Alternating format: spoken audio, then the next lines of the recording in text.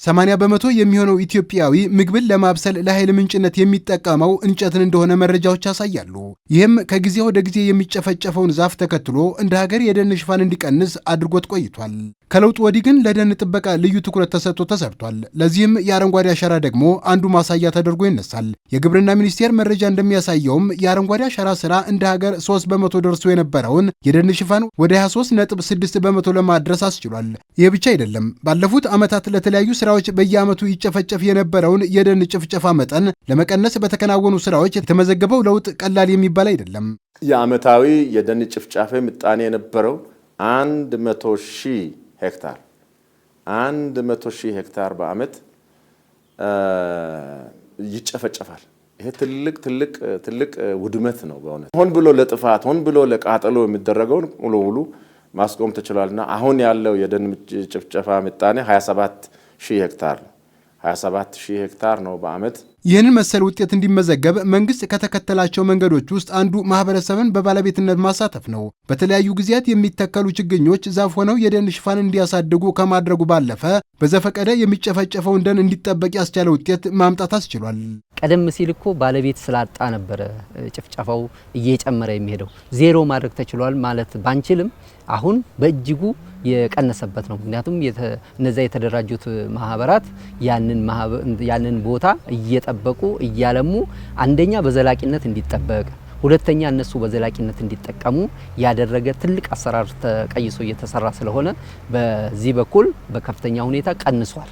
አማራጭ በመስጠት ይሄ ባለቤት ያንተ ነው፣ እዛ ውስጥ ንብ ማነብ እንዲችል ሌላ አማራጭ ናንቲምበር ፎረስት ፕሮዳክትስ ብለንም ማር ያለበት ቦታ አለ።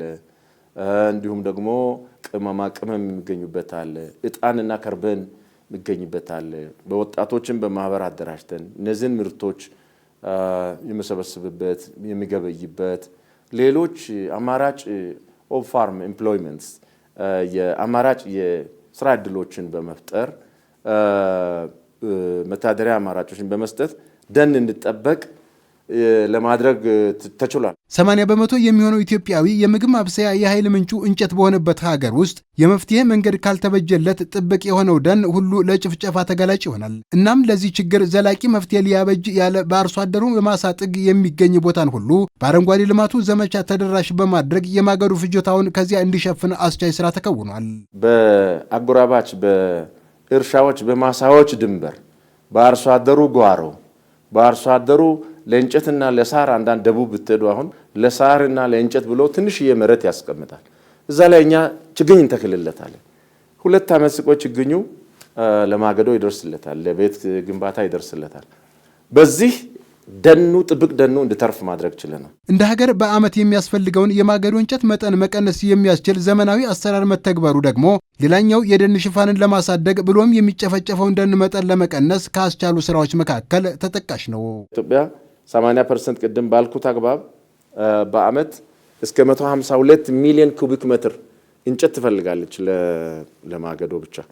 ይህንን ለማስቀረት አማራጭ ባዮፊውል ይሄ የነዳጅ ቆጣቢ የኃይል ቆጣቢ ምድጃዎችን ማሳት አሁን በዚህ በመመራው ዘርፍ በጣም በርካታ ፕሮጀክቶች ኃይል ቆጣቢ ምድጃዎችን በማዟት ያለችው ትንሽ እንጨት ለ3 ለ4 ቀን ለ5 ቀን እንድትሆን ኃይል ቆጠባ እንድትይዝ። ምክንያቱም በዚህ በባህላዊ መንገድ ወደ 67% እህሉን ሳያበስል በኖ የሚሄድ ሁኔታ ስላለ ይህንን የማስቀረት ስራ አድርገን የደናችንን ሽፋን ጨምረናል። ከነዚህ ሁሉ የመፍትሄ መንገዶች ባለፈ ጥብቅ ደንን ትኩረቱ ያደረገ የችግኝ ተከላ መደረጉም ባለፉት ዓመታት ለደን ሽፋን ማደግና የሚጨፈጨፈው መጠን ለመቀነሱ አስተዋጽኦ አድርጓል።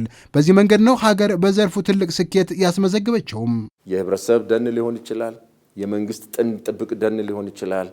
እነዚህ ደኖች በጣም በብዙ ቦታ ላይ እዚጋ የሆነ ዛፍ አለ፣ እዛጋ ዛፍ አለ፣ መሃሉ ክፍት ይሆናል።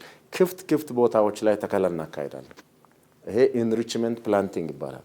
በማበልጸጊያ ተከላ በማካሄድ ደኖች ጥብቅ ደን እንዲሆኑ ሙሉ ደን እንዲሆኑ ሽፋን ለመሬት እንዲሰጡ ተከላ በማካሄድ በእነዚህ በ3 መንገዶች የደናችንን ሽፋን ጨምረናል። የጥብቅ ደን አቅምን ከማሳደግ ጀምሮ የሚጨፈጨፈውን የደን መጠን በብዙ ሺዎች ሄክታር መቀነስ የደረሰ ተግባር ሁሉ ባለፉት የአረንጓዴ ልማት ስራ በተከወኑ ስራዎች ከተመዘገቡ ጉልበት ሰጪ ውጤቶች መካከል ሆኖ ተመዝግቧል።